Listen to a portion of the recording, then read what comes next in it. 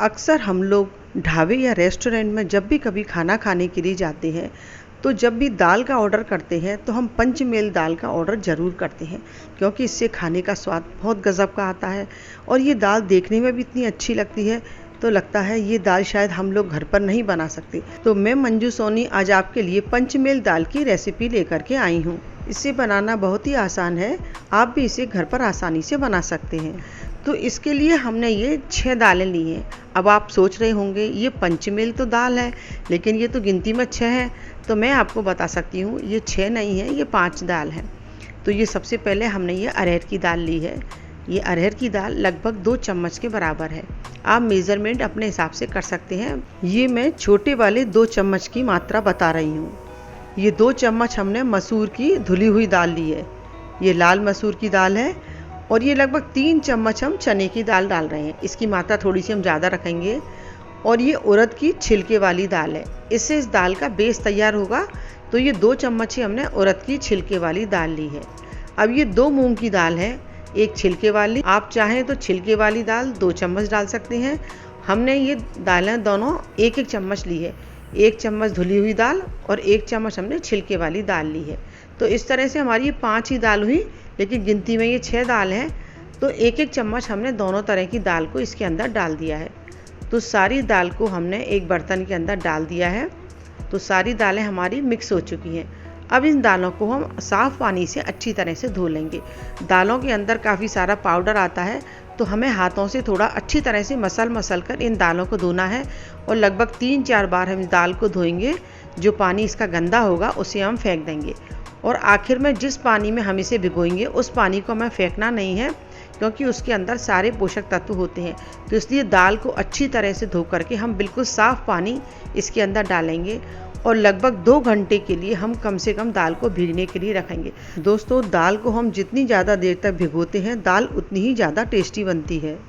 दाल को पकाते समय हमें जल्दी सीटी नहीं लेनी है। इधर ये 2 टमाटर, 1 अदरक का टुकड़ा और ये 2 हरी मिर्चें, इसका हम पेस्ट बना लेते हैं। तो ये 2 टमाटर और हरी मिर्च को हम मिक्सी के जार में काट करके डाल रहे हैं।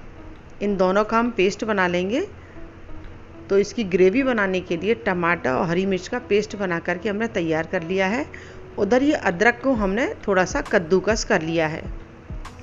और इस दाल के अंदर जो जो मसाले जाएंगे, ये हींग, ये 4-5 लौंग हैं जिसको मैंने थोड़ा मोटा मोटा कूट लिया है, जीरा, हल्दी पाउडर, धनिया पाउडर, कश्मीरी लाल मिर्च। तो जब तक हमारी दाल गल के तैयार होती है तब तक अपनी टमाटर की ग्रेवी को बना करके तैयार कर लेते हैं। तो गैस पर हमने पैन को चढ़ा दिया है और हम इसके अंदर देसी घी डाल रहे हैं। ये हम 2 चम्मच देसी घी डाल रहे हैं। वैसे दोस्तों, आप कोई भी ऑयल खाते हो आप उसमें बना सकते हैं, लेकिन देसी घी के अंदर बनी हुई दाल का टेस्ट तो कुछ अलग ही आता है। तो आप जहाँ तक हो सके ये कोशिश करें दाल देसी घी के अंदर ही बनाएं। तो हमने कुटी हुई 4-5 लौंग घी के अंदर डाल दी हैं। घी हमारा गर्म हो चुका है। 1 तेज पत्ता हमने इसके अंदर डाल दिया है। गैस का फ्लेम हम धीमा रखेंगे। जीरा डाल दिया है, हल्दी पाउडर डाल दिया है और ये धनिया पाउडर हमने इसके अंदर डाल दिया है। और ये कश्मीरी लाल मिर्च हमने इसके अंदर डाल दी है। और अब हम इसके अंदर हींग डाल रहे हैं। तो सारे मसाले हमने घी के अंदर डाल दिए हैं। ध्यान रहे गैस का फ्लेम हमें धीमा ही रखना है और इन सारे मसालों को हम धीमी आंच पर भूनेंगे। मसालों को भूनने से दाल के अंदर बहुत अच्छी खुशबू आती है। आप देख सकते हैं जीरा हमारा कितना फूल चुका है। मसाले को हमें बिल्कुल भी जलाना नहीं है, बस हल्का हल्का भूनना है।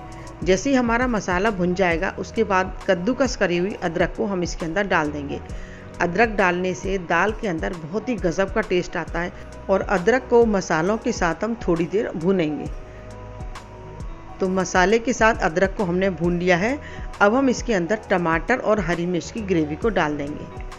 गैस का फ्लेम हमें अभी भी धीमा रखना है। तो आप देख सकते हैं टमाटर की ग्रेवी को हमने तड़के के अंदर डाल दिया है। और जब तक इसमें से घी अलग होता है टमाटर से, तब तक हम इसे धीमी आंच पर पकाएंगे। तो टमाटर में से जैसे ही घी अलग होने लगेगा तब हम गैस के फ्लेम को बंद कर देंगे और थोड़ा सा मिक्सी के जार के अंदर पानी डालकर जो हमने ग्रेवी पीसी थी उसे हम इसके अंदर डाल देंगे। अगर दाल आपको ज़्यादा पतली करनी हो, आप टेक्सचर जैसा भी रखना चाहें, तो जब भी आप दाल के अंदर पानी डालें तो गर्म पानी करके ही डालें, जिससे दाल का स्वाद बिगड़ता नहीं है। अब हम टमाटर की ग्रेवी के हिसाब से इसके अंदर नमक डाल रहे हैं। हमें याद रखना है कि नमक हम दाल के अंदर भी डालेंगे, तो नमक हमें थोड़ा डालना है इसके अंदर, वरना नमक डबल हो सकता है। तो नमक हमने ग्रेवी के हिसाब से इसके अंदर डाल दिया है और आप देख सकते हैं इसमें से ग्रेवी से घी बिल्कुल अलग हो चुका है। अब हमारी ग्रेवी बन करके तैयार हो चुकी है, इसे हम ढक करके रख देते हैं। इधर अपनी दाल को हम चेक कर लेते हैं। आप देख सकते हैं दाल हमारी कितनी फूल चुकी है। लगभग 1.5-2 घंटे हमारी दाल भीग चुकी है। दाल को हम जितना ज़्यादा भिगोएंगे दाल के अंदर टेस्ट उतना ही ज़्यादा अच्छा आता है। देखिए मैं आपको दिखा सकती हूँ, दाल का दाना एक एक मोटा मोटा हो चुका है। इस तरह की दाल अगर आप बनाएंगे तो आपकी दाल का टेस्ट बहुत ही गज़ब का आएगा। तो दाल को जहाँ तक हो सके आपको अच्छी तरह से भिगोना है और जिस पानी के अंदर हमने इस दाल को भिगोया है, इस पानी को हमें फेंकना नहीं है। इसी पानी के अंदर हम अपनी दाल को पकाएंगे। कभी भी आप दाल बनाएं तो इस पानी को कभी भी ना फेंकें। इसके अंदर काफ़ी पोषक तत्व होते हैं जो हमारी हेल्थ के लिए अच्छे होते हैं।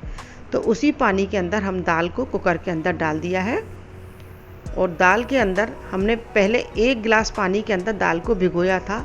अब हम लगभग आधा गिलास के करीब इसके अंदर पानी डालेंगे।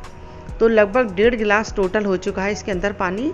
इसके अंदर थोड़ा सा हल्दी पाउडर और स्वाद के अनुसार नमक डालकर हम इस कुकर के ढक्कन को लगा देंगे और इसे हम गैस पर पकने के लिए रख देंगे। तो दाल हमारी पकने के लिए तैयार हो चुकी है। तो गैस जलाकर अब हम इसके ऊपर कुकर रख देंगे और इसमें हम सिर्फ 1 विसिल आने देंगे। जैसे ही 1 विसिल आ जाएगी उसके बाद हम गैस की फ्लेम को धीमा कर देंगे और 5 मिनट हम धीमी आंच पर ही इसे पकने देंगे। उसके बाद हम गैस का फ्लेम बंद कर देंगे।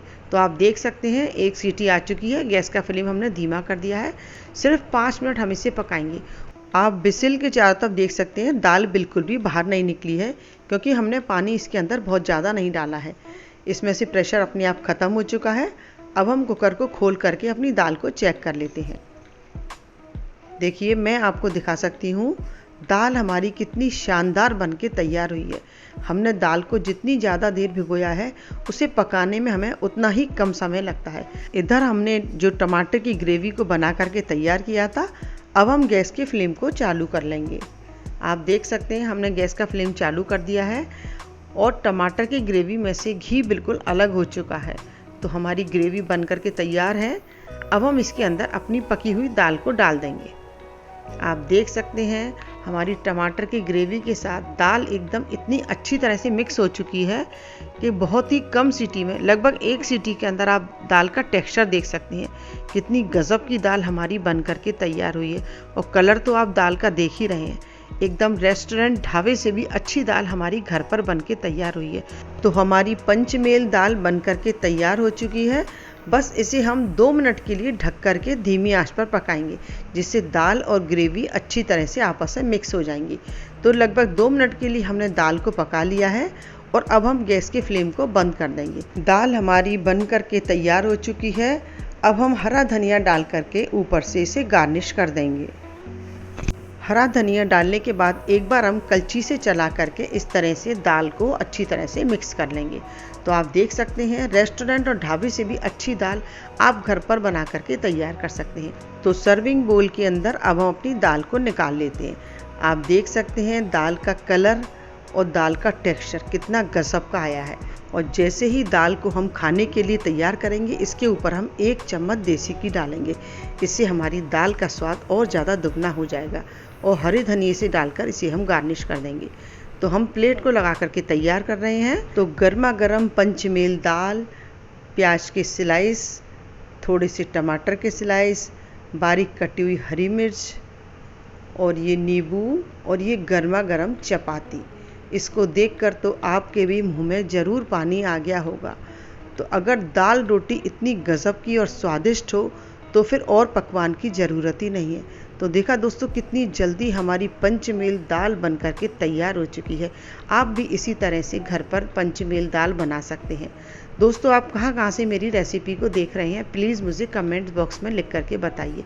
मेरी बनाई हुई रेसिपी अगर आपको थोड़ी सी भी अच्छी लगी हो तो प्लीज़ लाइक करें, शेयर करें और चैनल पर नए हो तो सब्सक्राइब करना ना भूलें। बेल आइकॉन के बटन को भी ज़रूर दबाएं, जिससे मेरी आने वाली नई नई वीडियो की नोटिफिकेशन आपको मिलती रहेगी। और मैं इसी तरह से नई नई रेसिपी लेकर आती रहूँगी। और फिर मिलते हैं किसी नई रेसिपी के साथ। Thank you.